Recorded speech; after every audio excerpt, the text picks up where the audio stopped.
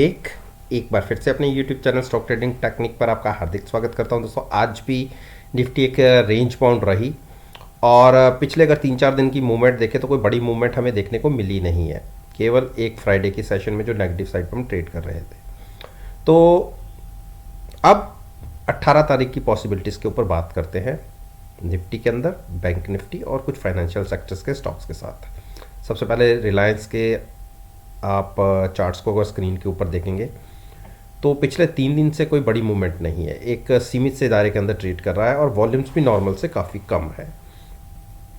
और देखिए हमने 2575 का जो फ्राइडे के सेशन में हाई लगाया था उसको आज क्रॉस नहीं किया, उसके आसपास तक जरूर गए और छोटे छोटे स्टेप्स के साथ हमने ऊपर की तरफ क्लोजिंग दिखाई है। तो यहाँ से क्या करना है, जैसे मैंने आपसे पहले भी कहा था कि काफ़ी बड़ा रनअप दिखा के हम देखिए, यहीं से हमने पहले आप ये देखिए 2600 से हमने एक गिरावट दिखाई थी, उसके बाद फिर हम तेज़ हुए, फिर हम वहाँ तक नहीं पहुँचे और इस बार हम 2600 के आसपास आए हैं। तो मुझे एक बार ये लगता है कि 2600 का प्राइस एक स्ट्रॉन्ग रेजिस्टेंस फेस करेगा इस स्टॉक के अंदर। तो इतने हाई लेवल्स पे एंट्री क्यों लेनी। तो मेरे हिसाब से देखिए, अगर हम देखें बात करें, रिलायंस अभी भी तक एक स्ट्रेंथ दिखा रहा है, जो बाकी जैसे जिसी में कहीं में रिवर्सल होना शुरू हो जाता है कुछ है, लेकिन रिलायंस अभी तक स्ट्रेंथ दिखा रहा है। तो हम इसको अगर आप चांस ले सकते हैं, वैसे रिस्की होगा लेकिन अगर आप चांस ले सकते हैं तो यहाँ से लॉन्ग कर सकते हैं। वैसे 2500 एक सूटेबल प्राइस रहेगा लॉन्ग जाने के लिए, चॉइस आपकी है। और दोनों ही केसेस के अंदर हैजिंग जरूर इन्वॉल्व रखिएगा, शॉर्ट का एडवाइस बिल्कुल नहीं दूंगा। HDFC बैंक, देखिए HDFC बैंक की अगर बात करें तो कल इसके सैटरडे को रिजल्ट्स थे और बहुत अच्छे रिजल्ट्स थे और मैंने पिछली वीडियो में कहा भी था कि जिस हिसाब से रिजल्ट्स होते हैं लोगों की उम्मीदें उस हिसाब से होती हैं और रिएक्शन बिल्कुल ऑपोजिट होता है, और वही आज इसमें देखने को भी मिला। और आप देखिए इतने अच्छे रिजल्ट्स होने के बावजूद भी हमने नेगेटिव साइड पर ट्रेडिंग की और नेगेटिव साइड पर ही क्लोज हुए हैं।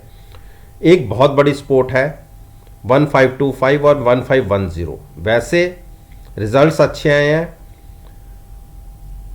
मेरे हिसाब से 1510 ब्रेक नहीं होना चाहिए, लेकिन अगर 1510 ब्रेक हुआ तो हम 1460 तक जा सकते हैं। तो देखिए नॉर्मल से वॉल्यूम्स ज़्यादा है और गिरावट के साथ स्टॉक ट्रेड हुआ है, यानी शॉर्ट्स क्रिएट हुए हैं। इस चीज़ का आप ध्यान रखिएगा, शॉर्ट्स क्रिएट हुए हैं। आप यहाँ पर नज़र रखिए, एक बेरिश क्रॉसओवर की पॉसिबिलिटी बन रही है, इसलिए फ्रेश लॉन्ग अवॉइड कीजिए। मैं शॉर्ट जो नहीं करना चाहता मैं बिल्कुल नहीं कहूँगा, लेकिन फ्रेश लॉन्ग्स को अवॉइड कीजिए, आपको ये स्टॉक डिप पर मिल सकता है।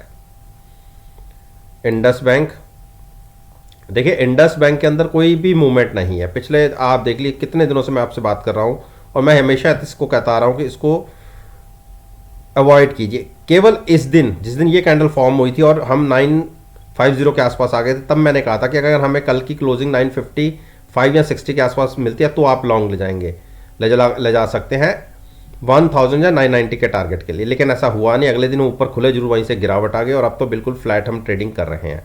तो साइडवेज है स्टॉक। गिरावट में अगर आपको 875 890 के बीच में मिले तो बाय कीजिए, या ऊपर 960 के ऊपर मिले तो बाय कीजिए क्लोजिंग बेसिस पर।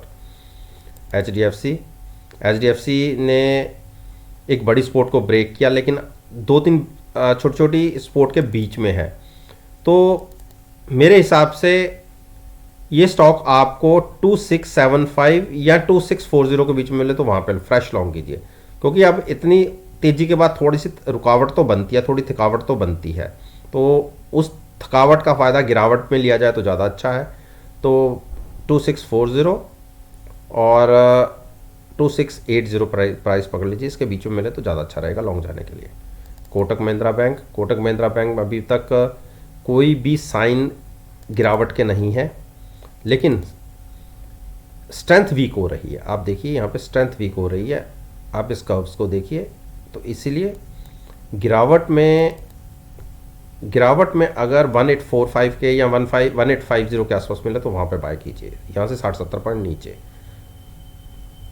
ICICI बैंक, देखिए ICICI बैंक 4 दिन से कंसोलिडेट कर रहा है और एक ही प्राइसेस के आसपास है। तो यानी यहाँ से जिसके पास पोजीशन पड़ी हुई है एग्जिट कर ले लॉन्ग साइड की, और रिस्क उठा सकते हैं। रिजल्ट्स तो अच्छे आएंगे, लेकिन जैसा एचडीएफसी बैंक का बिहेवियर रहा है, हो सकता है कि ये भी उसी तरीके से रिएक्ट करे, रिजल्ट अच्छे आए और स्टॉक टूट जाए। 4 दिन से स्टॉक यहीं पर कंसोलिडेट कर रहा है, तो इस चीज़ का बेनिफिट शॉर्ट साइड पर लिया जा सकता है। स्टॉक ओवर बॉट भी है और यहाँ से स्ट्रेंथ वीक भी हो रही है। तो अगर आप रिस्क उठा सकते हैं तो कॉल बाय करके फ्यूचर सेल किया जा सकता है। देखिए, कॉल इसलिए बाय करवा रहा हूं क्योंकि आप हैज होंगे, लिमिटेड रिस्क जो आपका प्रीमियम का है ऑप्शन का केवल वही, और फ्यूचर इसलिए शॉर्ट करवा रहा हूं कि नीचे का जितना स्टॉक नीचे टूटता जाएगा वो आपका प्रॉफिट होगा। तो क्योंकि यहां पे स्टॉक अटक रहा है, इसीलिए मैं कॉल बाय करके सेल करने की एक स्ट्रेटजी क्रिएट करूंगा। स्टॉक अभी स्ट्रेंथ के अंदर है लेकिन स्ट्रेंथ वीक हो रही है, तो इसीलिए टारगेट होगा 810 का और उसके बाद 785 का। लॉन्ग मैं यहां पे अवॉइड कर रहा हूं। एक्सिस बैंक ने देखिए 3 स्टेप्स में कितनी बड़ी गिरावट दिखा दी, अभी भी शॉर्ट्स बन रहे हैं। तो मेरा ये मानना है कि गिरावट में, जैसे मैंने पहले भी कहा था पहले कि 715 700 के बीच में, अब मेरा ये मानना है कि स्टॉक, आप यह देखिए अभी तक क्रॉसओवर हुआ नहीं था बेयरिश साइड पे, अब ये बन रहा है। तो इसी का इंपैक्ट बैंक निफ्टी पर भी दिख रहा है। 2 बड़ी सपोर्ट ब्रेक हो चुकी हैं, अब एक नज़र 700 पे है। 700 ब्रेक होता है तो फिर से आपको 680 दिख जाएगा। तो मैं अभी ज़्यादा नीचे के नहीं सोचूंगा, गिरावट में खुलता है तो 700 का टारगेट एक दिख सकता है। और उस केस में देखिए, ये जो आपकी इतनी बड़ी जर्नी हुई है उसकी 50% से ज़्यादा हम गिरावट खो चुके हैं।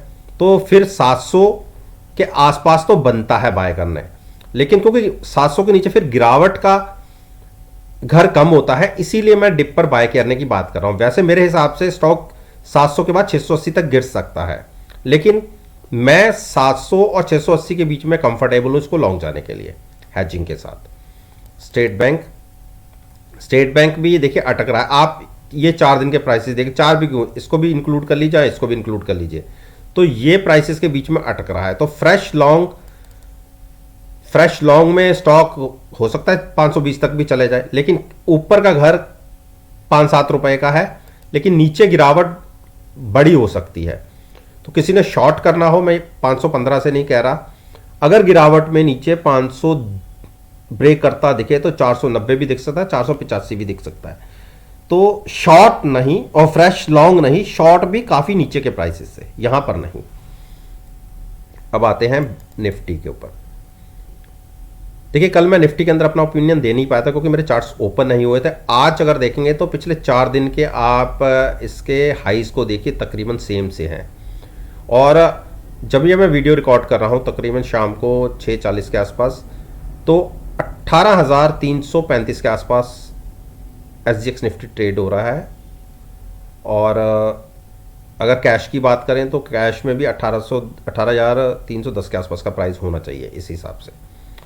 तो अब यहाँ से करना क्या है, अगर आप वॉल्यूम्स देखें तो पिछले 6-7 दिन में बिल्कुल नॉर्मल जो वॉल्यूम्स होते हैं उसमें तकरीबन 20-25% कम वॉल्यूम्स हो रहे हैं। तो यानी इतनी बड़ी जर्नी के बाद अब थोड़ा विराम लग रहा है। मैंने जैसे पहले भी कहा, मुझे ऊपर को बड़ी तेजी कुछ लगती नहीं है। जो तेजी नीचे से होनी थी वो हो चुकी। देखिए, 100-200 पॉइंट मैं बड़ी बात नहीं करता, लेकिन मुझे ये लगता है कि ऊपर जाने के बजाय अब हम 18,100 की तरफ आ सकते हैं।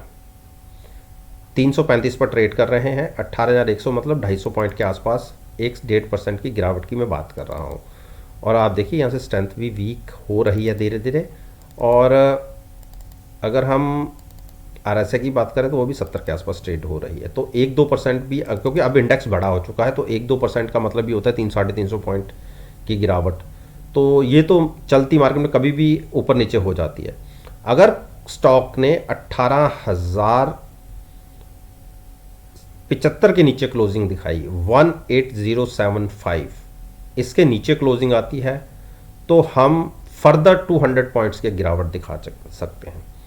तो मेरा तो ये मानना है कि यहां से फ्रेश लॉन्ग करना बनता नहीं है, वेट करिए गिरावट का। गिरावट में अगर 300-400 पॉइंट नीचे इंडेक्स मिले तो आप वहां पे लॉन्ग कीजिए। अब आते हैं हम बैंक निफ्टी। देखिए बैंक निफ्टी ने आज एक डोजी बनाया है, ऊपर गया और ऊपर के बाद एक फ्लैट क्लोजिंग कल के आसपास ही, 130-40 पॉइंट कोई बड़ी बात नहीं है।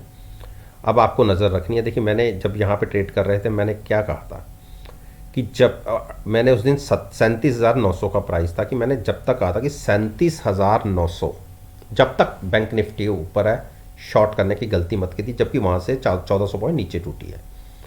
हाँ, आज के हिसाब से प्राइस बनता है 38,000 का। अगर 38,000 के नीचे हमें ट्रेडिंग मिलती है और कंटिन्यूस हमने आधा घंटा भी ट्रेडिंग कर शुरू कर दी तो आप देखिए 600 से 700 पॉइंट की गिरावट आ सकती है।